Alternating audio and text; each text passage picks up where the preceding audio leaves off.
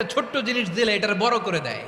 নারীদেরকে ভ্রূণ দিলে, শুক্রাণু দিলে নারী এটারে বাচ্চা হিসেবে উপহার দেয়, ঠিক কিনা?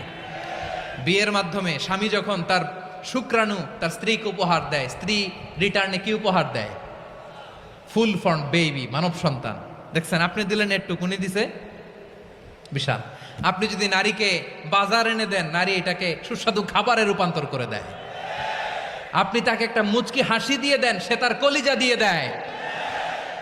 কিন্তু যদি আপনি তার মনে কষ্ট দেন, সে আপনার জীবনকে জাহান্নাম বানায়া দেয়।